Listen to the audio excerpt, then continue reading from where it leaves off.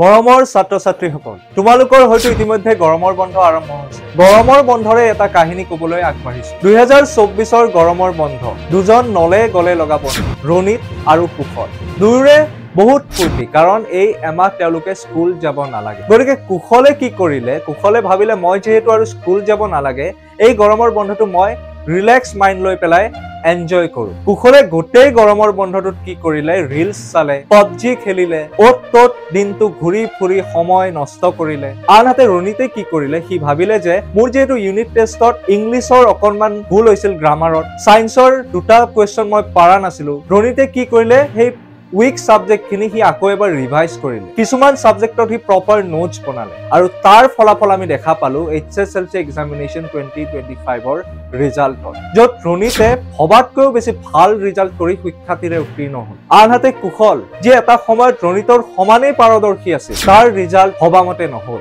সি বহু বেছি পিছ পৰিছিল। গতিকে ৰণিতেনো এনেকুৱা কি কৰিছিল যাৰ বাবে তাৰ ৰিজাল্ট ভবাতকৈও বেছি ভাল হ'ল? সেই গোটেইখিনি কথা এই ভিডিঅ'টোৰ জৰিয়তে আজি তোমালোকক ক'বলৈ ওলাইছো। তোমালোকে সম্পূৰ্ণ ভিডিঅ'টো চালে বহু কথাই জানিব পাৰিবা।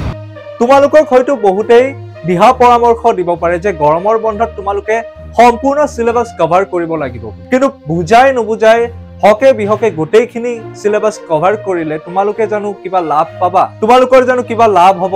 একেবাৰে নহয়। গতিকে তোমালোকে কি কৰিব পাৰা, পইণ্ট নম্বৰ 1 ইয়াত লিখা আছে যে তোমালোকে কি কৰিবা, তোমালোকৰ অলৰেডি যিকেইটা চেপ্টাৰৰ যিখিনি পৰ্চন কমপ্লিট হ'ল, সেই পৰ্চন খিনি এই গৰমৰ বন্ধত তোমালোকে ৰিভাইজ কৰিবা। আৰু যেতিয়া ৰিভাইজ কৰা হ'ব, তোমালোকে কি কৰিবা, মেইন টেক্সট বুকখন খৰচি মাৰি পঢ়িবা। তাৰ পিছত তোমালোকে কি কৰিবা, তোমালোকে টেক্সট বুকৰ কুৱেশ্যন আনসাৰ খিনি প্ৰেক্টিচ কৰিবা। তাৰ লগত তোমালোকে কি কৰিব পাৰা, যিকেইটা চেপ্টাৰ তোমালোকৰ কমপ্লিট হ'ল, সেই চেপ্টাৰ খিনিৰ প্ৰিভিয়াছ ইয়াৰ কুৱেশ্যন আৰু কুৱেশ্যন বেংকৰ কিছুমান কুৱেশ্যন বা এক্সট্ৰা কিছুমান কুৱেশ্যন তোমালোকে প্ৰেক্টিচ কৰিব পাৰা।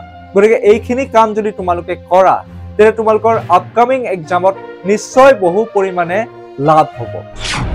আহিছো পৰৱৰ্তী পইণ্টলৈ। তোমালোকে ইয়াত দেখা পাইছা, যিহেতু গৰমৰ বন্ধত তোমালোকৰ মনত বহুতৰ প্ৰশ্ন আহিব পাৰে যে কোনকেইটা সাবজেক্ট বেছিকৈ পঢ়িম, কোনকেইটা সাবজেক্ট কম পঢ়িম। এই কনফিউজনত তোমালোকৰ গৰমৰ বন্ধ কেতিয়া শেষ হৈ যাব গমেই নাপাম। গতিকে তোমালোকে কি কৰিবা, ইয়াত যেনেকৈ লিখা আছে যে উইক সাবজেক্ট সমূহত বেছিকৈ গুৰুত্ব দিবা। তোমালোকৰ বহুতৰ হয়তো ইউনিট টেষ্ট ইতিমধ্যে শেষ হৈছে, তোমালোকৰ ইউনিট টেষ্টত কিছুমান সাবজেক্টত হয়তো তোমালোকৰ বেয়া হৈছে, তোমালোকে পৰীক্ষা দি উঠি সেই কথা নিশ্চয় গম পাইছা। গতিকে তোমালোকৰ যিকেইটা সাবজেক্টৰ যিখিনি পাৰ্টত উইক হৈ আছে, সেই উইকনেছ খিনি তোমালোকে ৰিমুভ কৰিবৰ কাৰণে এই গৰমৰ বন্ধত চেষ্টা কৰা। এই উইক পাৰ্ট খিনি দুবাৰ তিনিবাৰকৈ পঢ়া।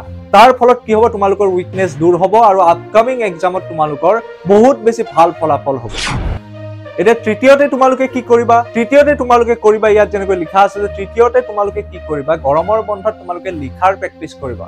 আজিকালি কি হৈছে, ছাত্ৰ ছাত্ৰীসকলৰ লিখাৰ অভ্যাসটো প্ৰায় কমি গৈছে। তেওঁলোকে আনসাৰ ৰাইটিঙত যথেষ্টখিনি পিছ পৰি আছে, যাৰ ফলত ডেছক্ৰিপটিভ টেষ্টত তেওঁলোকৰ মাৰ্কছ বহুতখিনি কমকৈ আহে। আৰু এই বন্ধত তোমালোকে অসমীয়াৰ ৰচনা বা ইংলিছৰ ৰিপৰ্ট ৰাইটিং বা ছচিয়েলৰে লং কুৱেশ্যন আনসাৰ, এইবিলাক তোমালোকে লিখাৰ অভ্যাস এই গৰমৰ বন্ধত কৰিব পাৰা।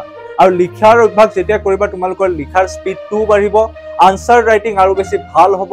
গতিকে এনেকুৱা কৰিলে তোমালোকৰ পৰৱৰ্তী যি এক্সামসমূহ আহিব, তাত তোমালোকৰ বহু পৰিমাণে মাৰ্কছ ইম্প্ৰুভ হ'ব।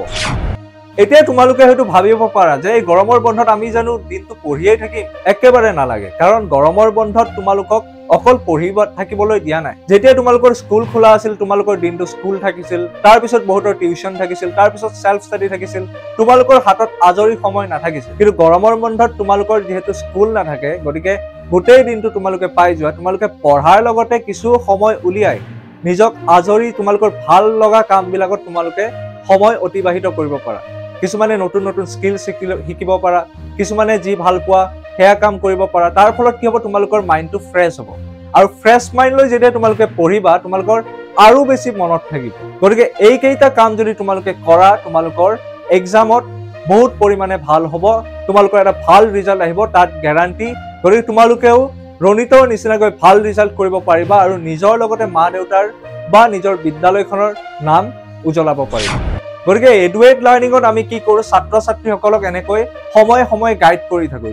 তেওঁলোকে কেনেকৈ পঢ়িব লাগে, কিমানখিনি সময় এটা সাবজেক্টত দিব লাগে, কেনেকৈ লিখিব লাগে, তেওঁলোকৰ মেণ্টেল কাউন্সেলিঙো মাজে মাজে কৰা হয়। গতিকে এই সমূহ ফিচাৰ্ছ আমাৰ এডুৱেট লাৰ্ণিঙত প্ৰভাইড কৰা হয় ছাত্ৰ-ছাত্ৰীসকলক অতি কম মূল্যৰ বিনিময়ত। গতিকে তোমালোকেও যদি আমাৰ সৈতে জইন হ'ব বিচাৰিছা, তলত দিয়া নম্বৰটোত ফোন কৰিব পাৰা আৰু আমাৰ এই যাত্ৰাত ভাগ ল'ব পাৰা। পুনৰ এনেকুৱা কিছুমান তোমালোকৰ লাভজনক ভিডিঅ'লৈ আকৌ আহিম। তাৰ বাবে তোমালোকে আমাৰ এই চেনেলটো ছাবস্ক্ৰাইব কৰিবা, লগতে এই ভিডিঅ'টো আৰু বেছি যাতে ষ্টুডেণ্টে পায় তাৰ বাবে তোমালোকে লাইক, কমেণ্ট আৰু শ্বেয়াৰ কৰি দিবা।